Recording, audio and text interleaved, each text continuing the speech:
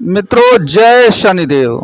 मित्रों, आप जानते हैं कि अगर शेर पागल हो जाता है ना तो उसको गोली मार दी जाती है, क्योंकि शेर की ऊर्जा बहुत ही विशाल होती है और वह लिमिटलेस होती है, सीमा विहीन होती है। अगर शेर को गोली न मारी जाए तो बहुत बड़ा नुकसान हो सकता है, इसीलिए उसे मृत्युदंड प्रदान किया जाता है।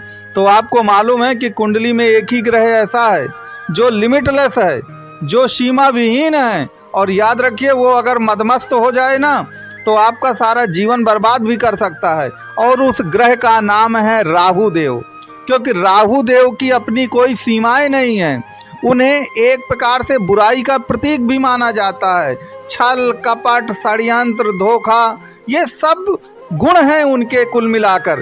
तो आपको मालूम है कि इस कलयुग की दुनिया में ऐसे ही लोग बहुत ज़्यादा तरक्की भी कर जाते हैं, लेकिन आपको ये भी मालूम है कि जब वो सीमाएं पार कर जाते हैं ना छल कपट और अनैतिक आचरण में, तो उनका क्या हश्र होता है, क्या अंजाम होता है, वो भी आप जानते हैं। वो भी मृत्यु दंड जैसा ही दंड प्राप्त करते हैं।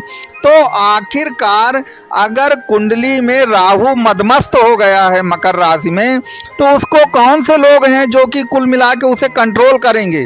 वो कौन से ग्रह होंगे जो कंट्रोलिंग पावर रखेंगे? तो वह दो ही ग्रह हैं। वो ग्रह हैं आपके मंगल और शनि।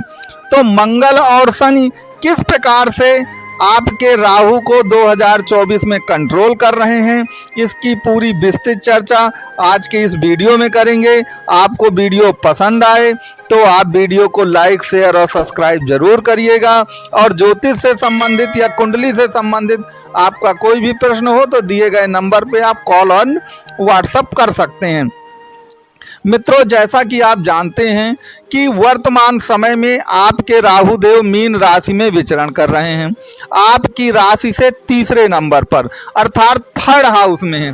देखिए, third house power of centre है, ऊर्जा का भंडार है। आपने सुना होगा कि तृतीय भाव से साहस को, धैर्य को, पराक्रम को, ये सब चीज़ों का पर्यवेक्षण किया जाता है। तो तृतीय भाव एक प्रकार से ऊर्जा का भंडार है। क्यों ऊर्जा का भंडार है? क्योंकि इस भाव के जो कारक ग्रह हैं वो सूर्य और मंगल ही हैं।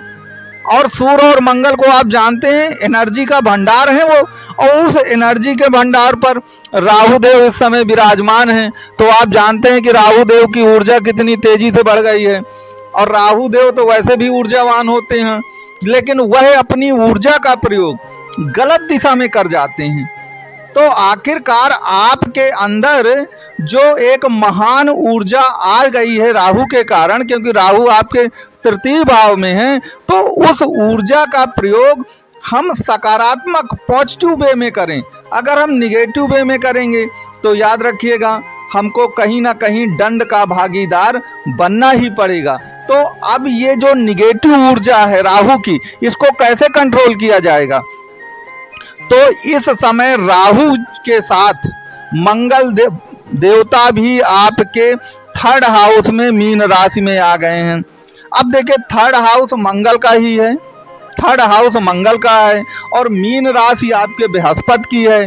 बृहस्पति और मंगल आपस में परम मित्र हैं। तो आप समझ सकते हैं कि इस समय कोई भी व्यक्ति हो, जनरल आप प्रेडिक्शन ले लीजिए, कहते हैं ना कुत्ता भी अपने घर का शेर होता है, और वो तो ईश्वर ही है। तो थर्ड हाउस उन्हीं का है, मंगल देव का, उसके वो कारक भी हैं और उनके मित्र की राशि मीन राशि भी है वहां पर। तो निश्चित तौर पर इस समय वो बलवान अवस्था में आ गए हैं। और जब वो बलवान अवस्था में आ गए हैं तो अब राहु चाह करके भी सीमाओं को क्रॉस नहीं कर पाएंगे, आपको कहीं फंसा नहीं पाएंगे, आपको किसी से धोखा नहीं दिलवा पाएंगे।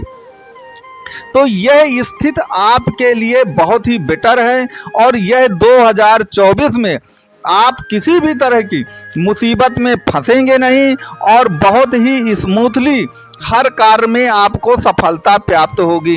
यहाँ पर एक चीज और याद रखिएगा कि जो आपके शनिदेव है, आपकी राशि के स्वामी, वह आपके द्वितीय भाव में है, कुंभ राशि में है। और आपको मालूम है कि जो शनिदेव हैं वह उनका स्वभाव राहु से बिल्कुल विपरीत है। वह किसी भी तरह के छल छिद्र में बिल्कुल विश्वास नहीं करते, कोई शॉर्टकट नहीं करना चाहते, अचानक सब कुछ पाना नहीं चाहते। वह अपने कर्म से, अपने पुरुषार्थ से ही सब कुछ पाना चाहते हैं। वह किसी को धोखाधड़ी दे करके कुछ काम नहीं करना चाहते हैं। तो कहने का तात्पर्य यह है कि शनिदेव जो बिल्कुल आपसे एक राशि पहले राहु से बैठे हुए हैं, वह निश्चित तौर पर राहु को कंट्रोल कर रहे हैं। तो कहने का पूरा तात्पर्य ये है कि राहु देव को 2 ही ग्रह कंट्रोल कर सकते हैं। क्योंकि आपको याद रखिएगा, आपने अक्सर सुना होगा कि लोहे को लोहा ही काटता है। तो राहु को कंट्रोल करने बुध नहीं आएंगे, राहु को कंट्रोल करने शुक्र नहीं आएंगे, राहु को कंट्रोल करने यहाँ बृहस्पति देव नहीं आएंगे, बल्कि राहु को कौन कंट्रोल करेगा? राहु को कंट्रोल करेंगे उसी प्रकार के ग्रह जो पापक ग्रह हैं। अब पापक ग्रह में मंगल की ताकत अपार है, क्योंकि मंगल सेनापति हैं, और शनि तो आप जानते हैं वो दंडाधीश हैं। कुछ भी गलत होता है तो वो दंड देने के लिए बिल्कुल बैठे हुए। जैसे उनका डंडा बिल्कुल वो है कि वो जैसे ही किसी ने कुछ गलत किया तो वो 100% उसका एक प्रकार से दंड दे करके रहेंगे। यहाँ पर एक चीज़ याद रखिएगा कि मंगल जब 3rd हाउस में आता है ना, तो मंगल काहे का प्रतीक है?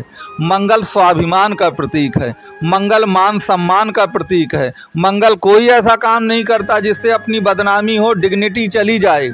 जबकि राहु को इन चीज़ों से मतलब नहीं है, उसको मतलब है पैसे रुपए से, दौलत से। वह इसके लिए कितना नीचे गिर के भी काम कर सकता है, जबकि मंगल ऐसा काम नहीं करता जिसमें डिग्निटी जाए। तो अब चूंकि मंगल 3rd हाउस में आ चुके हैं, अब पूरा मई माह का महीना उनको 3rd हाउस पे ही रहना, वह जून में जाएंगे आपके मेष राशि में। तो कहने का तात्पर्य यह है कि जो भी कार्य करेंगे मंगल, वह डिग्निटी के साथ करेंगे, अपने मान सम्मान को ध्यान में रख कर करेंगे। वो कोई ऐसा काम नहीं करेंगे जो राहु की तरह का हो, जो अपनी डिग्निटी को ही दांव पे लगा दिया जाए। चूँकि कुछ मिलना है, रुपए पैसे चंद रुपए मिलने हैं, तो भाई रुपयों के लिए हम कुछ भी कर डालेंगे। ये काम मंगल देव नहीं करते। तो मंगल देव का 3rd हाउस में मीन राशि में आना, वो भी राहु के साथ आना, राहु को कंट्रोल करेगा। कई लोग मुझसे कहते हैं कि मंगल और राहु चूंकि साथ में हैं तो ये अंगारक दोष है, ये फलाने दोष है, इससे ये बिगड़ जाएगा, वो हो जाएगा। लेकिन याद रखिए, यह राहु को सुधारेगा, राहु को बिगाड़ेगा नहीं। आप ये मत सोचिए कि वो राहु को बिगाड़ देंगे, बल्कि वो तो राहु को सुधारने के लिए आए हैं। तो यह आपके जीवन के लिए बहुत अच्छा है। तो मंगल और राहु की जो युति है आपके 3rd हाउस में, वह खराब नहीं है, वह अच्छा है, और निश्चित तौर पर इससे आपको 2024 में सफलता प्राप्त होगी। तो मित्रों, आपको ये वीडियो कैसा लगा, ये आप कमेंट बॉक्स में या व्हाट्सएप में लिखकर बताइएगा। वीडियो अच्छा लगा हो तो वीडियो को लाइक शेयर सब्सक्राइब करिए, और ज्योतिष के लिए दिए गए नंबर पे आप कांटेक्ट कर सकते हैं।